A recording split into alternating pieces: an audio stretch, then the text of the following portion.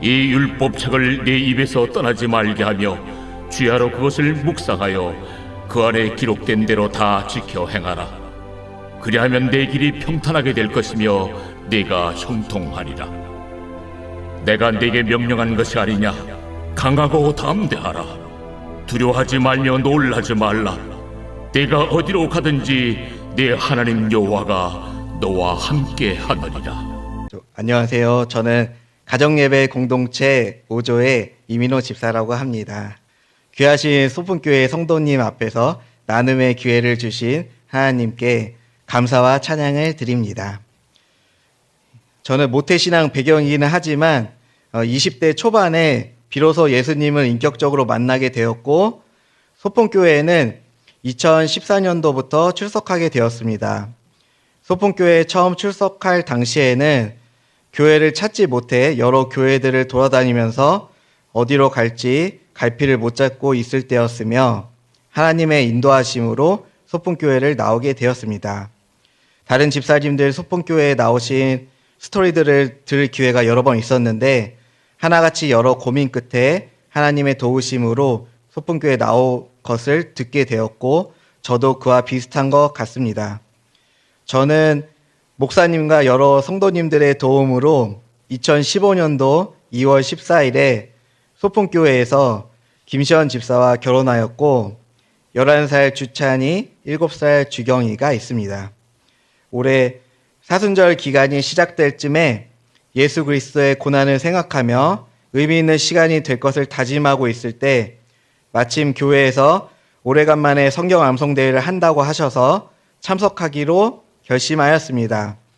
개인전에 참석하기로 마음 먹었으며 또 겁없이 69절을 암송할 것을 작정하였습니다.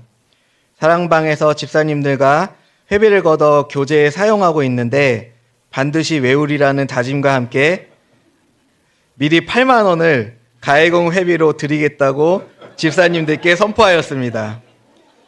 만약 한 개라도 틀리면 아마 최소 2만 1,000원은 자비로 충당해야 되는 상황일 것입니다.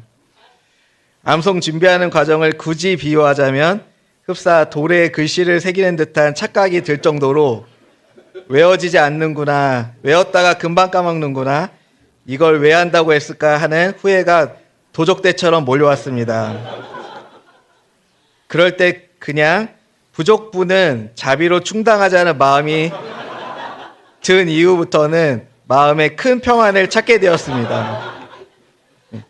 69절은 구약 12구절, 신약 48구절로 구성되었고 장과 절은 제시가 된다고 언뜻 들어서 구약을 예로 들면 창세기 2구절, 출애굽기 2구절, 레위기 1구절, 민수기 2구절, 신명기 3구절, 여호수아 2구절 등과 같이 장과 절을 외우지 않고 구절 개수 및 순서만 파악하여 외우기로 하였습니다. 69절 말씀을 마음판에 새기다 보니 먼저 하나님을 조금 알게 되는 것 같습니다. 하나님께서는 죄인으로서 기대할 것이 전혀 없는 우리에 대해서 전망을 갖고 계시는데 새 사람으로 변화되어 하나님의 성품을 닮은 자로 살아갈 것을 바라보십니다. 하나님께서는 사람이 얼마나 죄인인 줄을 잘 알고 계시면서도 그렇게 하시겠다고 하십니다. 하나님께서는 그러한 사람을 축복하시고 마지막 때에는 수고했다고 말씀하시길 원하십니다. 하나님께서는 우리가 비전을 갖고 살아가길 원하시며 어려운 싸움에서 대신 싸워주시길 원하시는 주님이심을 배우게 됩니다. 우리는 실수를 반복하고 고집스럽게 죄를 반복적으로 짓지만 우리의 하나님이 되어주시길 원하시고 죄악이 가득한 애국과 같은 이 세상에서 인도해 나가길 원하시며 기꺼이 돌봐주시고 자비를 베풀어 주십니다. 저 자신 스스로 생각하기에도 가망 없다고 판단될 때도 하나님은 그렇지 않다고 말씀하시고 우리를 전망 가운데서 바른 길로 인도하시길 원하십니다. 우리의 고난을 통해 하나님을 찾길 원하시며 은혜를 항상 베푸시길 원하시며 거룩한 자로 살 것을 원하시며 하나님의 온전한 성령의 열매, 즉 신의 성품인 사랑, 희락, 화평, 오래 참음, 자비, 양성, 충성, 온유, 절제라는 열매를 맺기를 원하십니다. 하나님께서는 우리가 악에게 지지 않기를 원하시며 감사하며 살기를 원하십니다.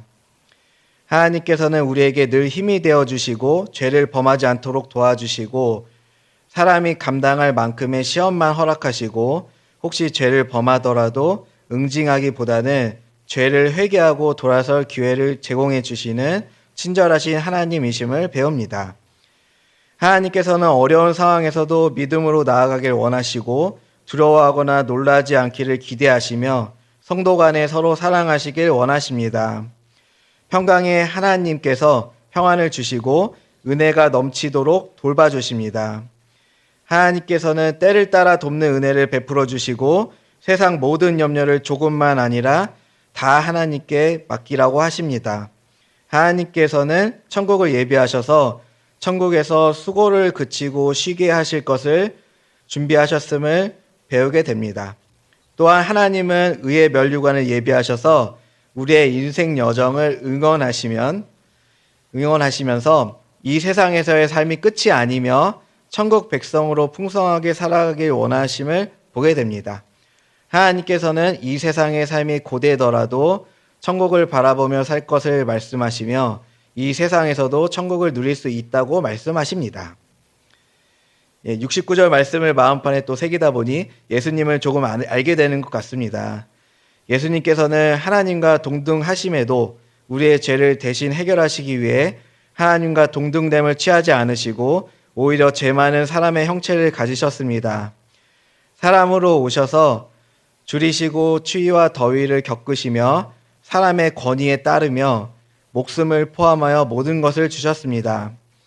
그러나 예수님께서는 배신당하시고 매맞고 뺨맞고 고문당하시고 힘도 없는데 골고다 언덕까지 힘겹게 가셨습니다.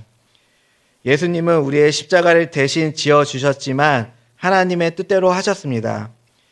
말씀 중에 히브리서 12장 2절에서 예수님이 십자가를 참으사 부끄러움을 개의치 않으신다고 말씀하셨는데 또 NIV 성경에는 부끄러움을 경멸한다는 단어가 사용되는 것처럼 개의치 않으시는 수준이 아니라 옷이 벗겨지고 매맞고 능욕당할 때 부끄러운 감정이 들 때 그 부끄러운 감정에 대해서 경멸한다고 그렇게 우리의 십자가를 지셨습니다.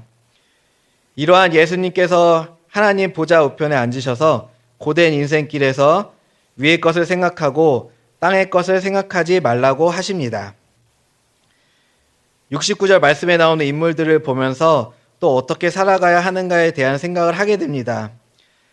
아담은 부지런히 바다와 하늘과 땅의 모든 생물의 이름을 짓고 하나님이 만드신 세상을 통치하는 일을 합니다. 아브라함은 목숨을 걸고 갈대아 우르에서 가나안 땅으로 이주하는 결단을 합니다. 모세는 이집트의 부마로서 누릴 것을 누리지 않고 광야에서 말씀에 순종하면서 하나님께 마음을 다하고 뜻을 다하고 힘을 다하여 살아가게 됩니다. 여호수아는 하나님의 율법책을 주야로 묵상하여 그 안에 기록된 대로 다 지켜 행하고 하나님께서 광야에서도 가나안 정벌을 통해서도 가나안 땅에서도 하나님이 함께 하심을 믿고 살았습니다. 또한 여호수아는 가나안을 정복하면서 우상을 섬기는 사람들에게 섬길 자를 오늘 택하라고 강하게 도전하면서 믿음을 돌봐줍니다. 사도 바울은 각처에서 그리스도를 아는 향기를 나타내며 그리스도처럼 십자가에 자신의 모든 이기심과 탐욕을 못 받고 아무것도 염려하지 않고 문제를 해결하기 위해 분주하게 움직이지 않고 오직 기도와 간구를 하며 줄이며 매맞더라도 기뻐합니다. 사도 바울은 내게 능력 주시는 자 안에서 모든 것을 할 수 있다고 고백하며 자족하고 선한 싸움을 하여 믿음을 지키며 성도들을 세워 나갑니다. 야고보는 믿음과 동전의 양면과도 같은 행함을 강조하며 능력 있게 섬길 것을 가르치고 본을 보였을 것입니다. 베드로는 예수 그리스도를 사랑한 것처럼 성도를 뜨겁게 사랑하며 고난의 즐거움으로 참여했으며 주의 약속을 사모하면서 순교하였습니다.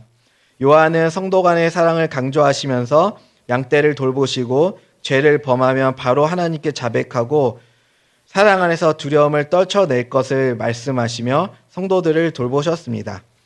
69절을 보면서 이럴 때 나는 어떻게 살아갈 것인가 생각해 보게 됩니다. 나 중심적인 신앙이 아니라 또 하나님 중심적인 신앙으로 살아가야 할 것을 배웁니다. 이기심과 정욕을 십자가에 못 박고 살아가야 할 것을 배웁니다.